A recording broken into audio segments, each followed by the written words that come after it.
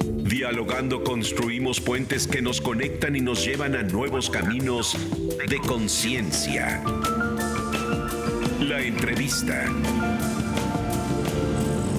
Equilibrio. Desde ayer en el Facebook les estaba yo advirtiendo a ustedes que iba yo a tener la presencia aquí en el programa de un hombre que quiero mucho, que admiro mucho, que respeto mucho por su enorme bagaje educativo internacional que ha tenido Agustín Barrios Gómez. Me acuerdo mucho de tu padre. Y yo del tuyo. Como miembro del Consejo Mexicano de Asuntos Internacionales, Agustín Barrios Gómez es un hombre que tiene horizonte. Habrá muchas cosas con las que los puedo definir. Es dueño de una gran cultura, una muy amplia educación y, bueno, gracias, Pedro. Conoce por todas partes, es un conocedor. Y, bueno, Agustín, estoy aquí contigo porque estamos aquí metidos en el mismo negocio de G-Interaction, y yo quisiera que nos dieras una visión de por dónde va el mundo, por dónde va México ahora con el TMEC o con el TEMEC, y cómo es que nosotros podemos desenvolvernos para crecer por arriba de los indicadores que nos están mostrando una realidad hoy. Crecimos al 0 el año pasado. Así es. La expectativa muy temprano ya nos la está tasando Bank of America en el 0.9%. Sí. Banco Mundial nos dice que no vamos a crecer arriba del 1%. En fin, y estamos en enero. A lo mejor para agosto nos dicen, pues a lo mejor ni crecemos, ¿no? Entonces, ¿cómo estás viendo tú este panorama en lo general? Mira, yo creo que lo que estamos viendo es un poco el regreso de ese populismo revolucionario de los años 70. Y México siempre ha sido así, o sea, no hay ninguna novedad. Tú sabes que el subdesarrollo es trabajo de todos los días, o sea, tienes que cometer los mismos errores muy constantemente para mantener un país subdesarrollado. Y en ese sentido, México ha sido así, no hay nada nuevo bajo el sol, ¿no? Lo que sucedió es que, pues bueno, básicamente la cleptocracia anterior llegó a un nivel tan pornográfico que hubo una respuesta por parte de la sociedad, y esa respuesta fue contundente: sácame quien se ponga ahí, y había una figura conocida que entró al poder de hecho con todo el poder. Entonces, yo creo que el pecado original es otro. O sea, el pecado original de México nace con este sentido de victimez. El mexicano, en la medida de que se percibe como víctima, actúa de ciertas maneras. Desde nuestro nacimiento, los únicos padres de esta patria, nos guste o no, son Hernán Cortés y Malintzin. Entonces, en la medida de que rechazamos esa herencia que es tan europea como indígena, México no es ni un país indígena ni es un país europeo, es un país cultural y racialmente, en su mayoría, aunque evidentemente yo celebro mucho la diversidad racial en México, pero culturalmente es un país mestizo y no se entiende sin ese mestizaje. Entonces, si no asumimos eso como una herencia gloriosa, en vez de una herencia vergonzosa, vamos a seguir regresando a buscar a alguien que nos esté salvando de nuestra victimez. Entonces, ese es un poco el pecado original y un poco por qué estamos retomando muchas de estas vetas que tú y yo tal vez hubiéramos pensado que ya habíamos rebasado, ¿no? Sí. Entonces, lo primero entonces es que los mexicanos nos empecemos a creérnosla. Es decir, México pasó de ser un país pobre, rural y pequeño a ser un país grande, urbano y clase mediero desde la perspectiva internacional. Sin embargo, la mitología mexicana, es decir, la identidad que todavía alude el mexicano, es todavía aquel México del siglo XX que era pintoresco, pero pues no realmente no figuraba en el mundo. Hoy figuramos en el mundo. Ahora la presentación que voy a dar, que es un poco por donde normalmente platico estas cosas, es en el contexto de los dos países más integrados del planeta Tierra, que es México y Estados Unidos. O sea, México es por mucho el país más importante del mundo para Estados Unidos, sin punto de comparación. No nada más tenemos la frontera más legalmente cruzada del mundo, 350 millones de cruces fronterizos al año a través de 330 puertos de entrada. Tenemos, claro, los 580 mil millones de dólares de comercio. Este año 2019 ya están por salir las cifras. Parece ser que México por primera vez en la historia va a ser el primer socio comercial de Estados Unidos. Sí. Estados Unidos requiere de México en todo. No hay ámbito en donde México no incida, desde la perspectiva cultural, demográfica, económica, seguridad nacional. O sea, Estados Unidos solamente existe y es próspero en la medida de que tenga un México cooperativo y estable. Entonces, en la medida de que no asumamos el que no somos el hermanito menor, sino más bien nosotros nos sentamos en esa mesa como iguales por todo lo que tiene que perder Estados Unidos en la medida de que México no se suma, porque finalmente Estados Unidos es el país con más enemigos en el planeta Tierra. México necesita cuidarle las espaldas y lo hace de una manera muy efectiva. Por eso no ha habido un terrorista que haya cruzado la frontera desde México. En cambio, sí ha habido terroristas que cruzaron desde Canadá. Entonces, todo ese labor que lo hacemos todos los días los mexicanos, la gente no sabe. El único lugar fuera de Washington en donde están representadas todas las dependencias del gobierno americano, no fuera de Estados Unidos, fuera de Washington, es la Ciudad de México. México es el destino, no nada más es el destino número 1 para los americanos, es del top 5, de los principales 5, es el número 1, pero tiene más visitantes americanos que el resto de la lista junta. Somos el destino número 1 para estadounidenses viviendo en cualquier otro lado que no sea su propio país. En cualquier momento dado hay entre 1 y 3 millones de estadounidenses en México, que es entre 3 y 12 veces más que el segundo lugar, que es Canadá.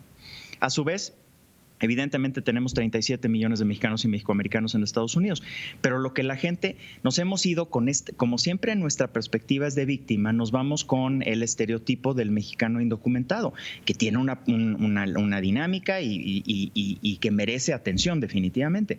Pero de los 37 millones de mexicanos y mexicoamericanos, el 80% son o ciudadanos estadounidenses o inmigrantes documentados, y muchos de ellos ya con varias generaciones en Estados Unidos. Entonces, en la medida de que no sepamos ese legado que tenemos, esa importancia, ese peso que tenemos, vamos a seguir cometiendo el error de hacernos chiquitos.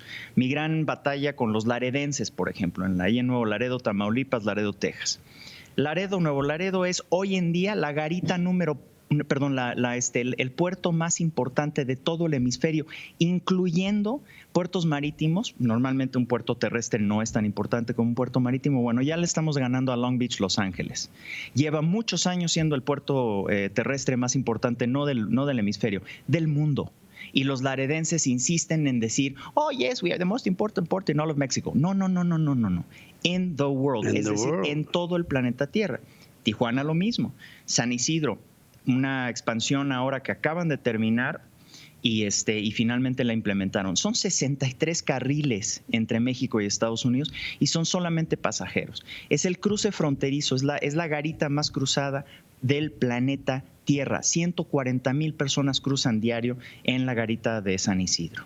Entonces, si tú no sabes eso, si tú no estás consciente de tu importancia, si no te das tu lugar, que básicamente es eso. No desde la manera patriotera, ¿no? O sea, tampoco por arrogancia o por esa estúpida manera de poder decir, sí, México, no.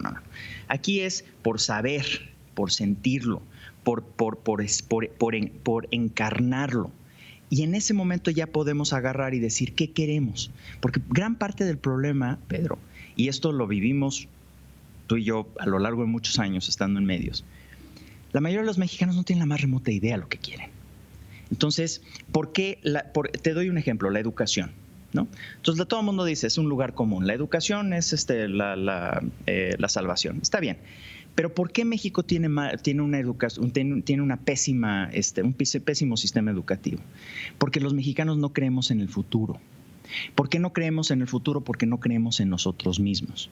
Entonces, como la educación es por naturaleza un ejercicio del futuro, no invertimos en él. Porque no, mis hijos... No vaya a ser que me muera hoy. Es correcto. Y mis hijos, pues ellos son hijos míos, entonces tampoco pueden dar para mucho.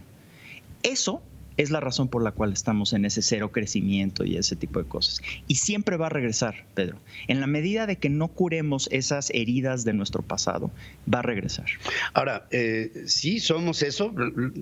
Has hecho una radiografía. Parece que estaba escuchando a Paz, caray. Pero has hecho una radiografía... Sí, Laberinto de la Soledad. ¿Verdad? Exacta, ¿no? No. Yo, ¿cómo lo dicen los americanos? Shoulders of giants, ¿no? O sea, yo solo estoy aquí porque estoy parado en los hombros de los gigantes. No, tu análisis es prístino. Ahora, hay un México violento. Así es. Hay un México rencoroso, lleno de rencor. Claro. Hay un México lleno de nostalgia. Hay un México molesto. Molesto. Molesto, vamos a ponerlo así. Fastidiado. Hay un México, se llama todo eso un México bronco, que pega tiros de gracia a un soldado en el suelo y le bota la tapa de los sesos. Hay un México que asalta a inocentes, a pobres. Claro. Hay un México que los asaltados normalmente son los pobres. Claro, hay un México que victimiza a la mujer. Hay feminicidios, hay desapariciones forzadas. Es correcto. Hay una guerra soterrada, Agustín. Sí, pero eso no es nada, ni es nuevo ni es raro. Pero sí generalizado. Pero la razón por la cual existe es porque hemos tenido ya a lo largo de muchos años gobiernos que no tienen ningún interés en gobernar. Está bien, y también hemos tenido y tenemos narcogobiernos. También hay colusión, definitivamente, claro. Hay colusión. Primero había el narco que ganaba el interés del político. Ahora vemos narcos operando en la política. Sí, dice Sergio Aguayo que antes eran los delincuentes trabajaban para los políticos y ahora los políticos trabajan para los delincuentes.